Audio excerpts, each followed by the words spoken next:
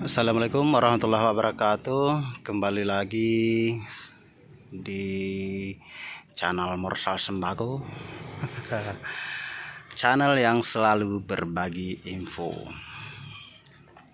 Ini kita bikin video kali ini tentang apa sih penyebab toko itu bisa collab ataupun bangkrut. Dan video ini juga salah satunya untuk menjawab pertanyaan sahabat sembako yang ada di kolom komentar.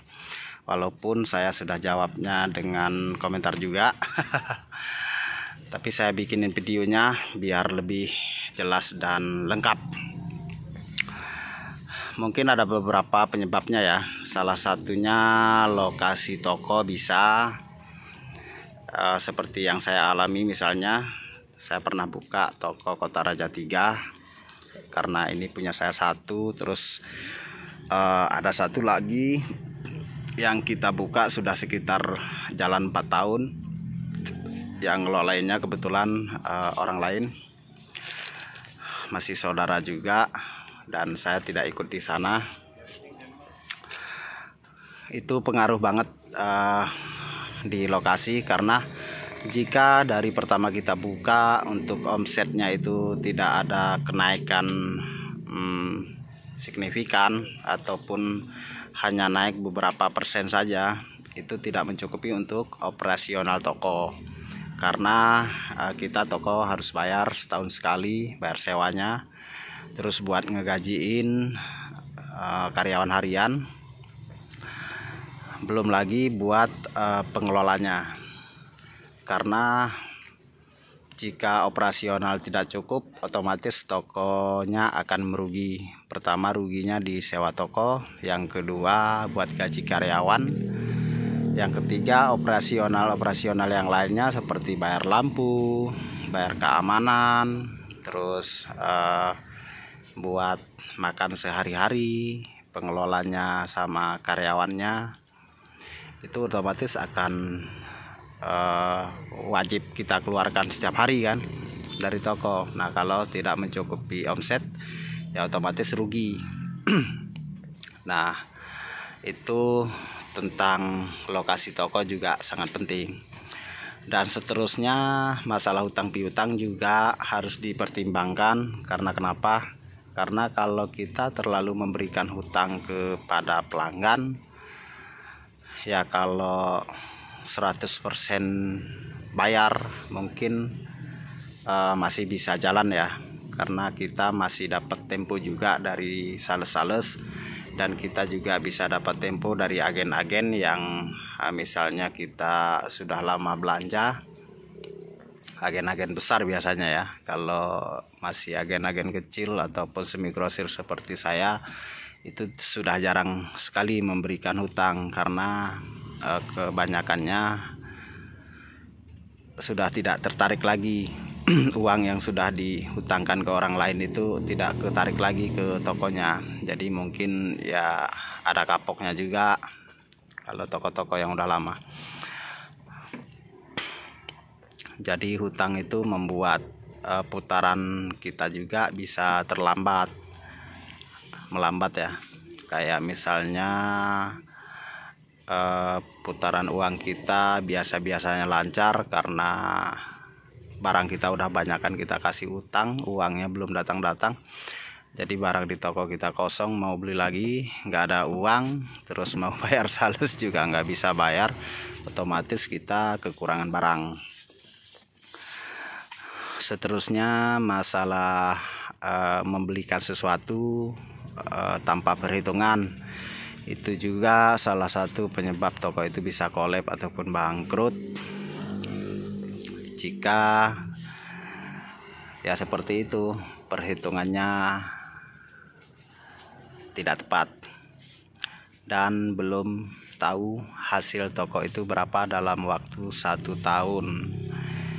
Misalnya kalau kita buka toko dalam 1 tahun mengeluarkan modal sekitar 300-an juta, itu kan toko kita lumayan banyak barangnya.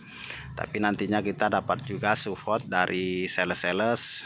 Bisa jadi kalau seperti saya itu bisa dibilang 50% dari modal itu dapatnya dari sales-sales juga, karena banyak sales yang masuk.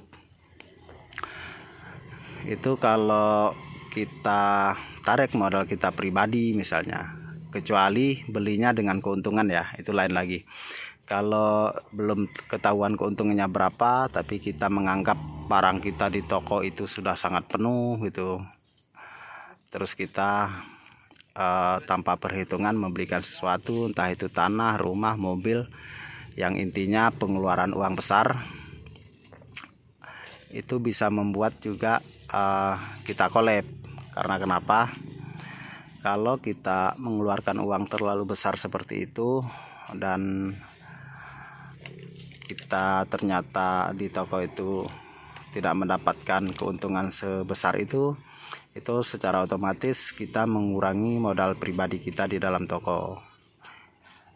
Nah, modal awal misalnya 300 seperti yang saya sebutkan tadi, terus kita membelikan sesuatu, taruhlah habis 150 juta misalnya, itu kan kalau kita tidak mendapatkan keuntungan dalam 1 tahun itu kita sudah mengurangi modal pribadi kita 150 juta. Artinya modal dasar kita tinggal 150 juta. Dan sisanya punya sales, berarti kalau dihitung 50% dari modal awal, jadi hutang kita sama sales sekitar 300 jutaan. Nah, kalau modal kita cuma tinggal 150, hutang kita 300 juta, jika omset kita tidak bagus misalnya atau lagi sepi, itu sangat kerasa sekali ya kalau kita buat menutupi pembayaran sales atau beli sesuatu yang kosong ataupun barang yang kosong di toko. Kita akan mengalami kesulitan jika modal kita sudah lebih kecil. Karena kenapa? Karena jika modal kecil itu di saat toko kita lagi sepi, itu kan kita bisa dibilang nggak punya kas. Nah, kita nanti lama-lama barang kita secara otomatis itu berkurang dari dalam toko. Jadi kalau ditagih sama sales, nanti kita sudah mulai kurang uang. Misalnya kita tadinya bisa ngelunasi 1 faktur, sekarang jadi nitip misalnya kan, itu kan kita udah nggak bisa belanja, itu udah kurang 1. Begitu juga besoknya, dan terus semakin lama barang kita itu semakin sedikit, dan yang tadinya lengkap lama-lama jadi tidak lengkap. Secara otomatis itu udah mengurangi omset dengan sendirinya. Dan pengaruhnya lagi, jika toko kita itu semakin sedikit barang, itu pelanggan kita juga satu-satu akan pindah, karena sudah sering ada barang yang kosong gitu kan, dan dia memilih belanja di tempat lain. Nah, jika itu sudah terjadi dan kita tidak punya uang buat menomboknya ataupun menambah modal lagi buat toko itu, nanti lama-lama sales pun begitu. Kalau kita sudah biasanya 2 kali lunas, nanti lama-lama jadi 3 kali lunas terusnya, dan semakin lambat pelunasan fakturnya, semakin lambat juga kita bisa order barang kembali. Apalagi kalau dengan sales kita melunasi fakturnya terlalu lama, pengaruh juga dengan orderan kita, pengiriman kita. Misal biasa kita belanja 20 juta, jadi nanti di situ ada pengurangan. Itu juga kalau mereka masih ngirim. Bahkan kalau mereka sudah melihat toko-toko kita itu kayak misalnya udah semakin sepi, bisa dibilang hampir-hampir collab, nah itu di sales pun sudah kayak ngerem. Jadi biasanya ngirimnya lancar-lancar, jadi kayak nahan gitu ya, ntar dulu lah, takut. Nah, kayak gitu. Jadi udah ada rasa takutnya si sales buat mengisi barang ke toko kita. Mereka takut juga kalau seandainya kita collab kita bangkrut, tidak sanggup lagi membayar uang mereka, ya mereka ngeri juga. Makanya mereka ngelihat posisi toko kita itu kalau sudah jalurnya ke bawah gitu kan, sudah kebaca itu ini toko bakalan collab gitu kan, karena ngelihat rak-rak banyak yang kosong. Nah itu mereka juga udah mulai waspada ataupun hati-hati mengisi barang ke toko kita. Nah itu udah pengaruh banget. Kalau si sales sudah tadinya ngisi sekarang udah nggak ngisi, itu otomatis kita harus beli barang cash, dan kita juga udah mengurangi barang yang lain lagi kan. Nah itulah beberapa alasan ataupun faktor yang membuat toko itu collab ataupun bangkrut. Cukup sekian video kita kali ini.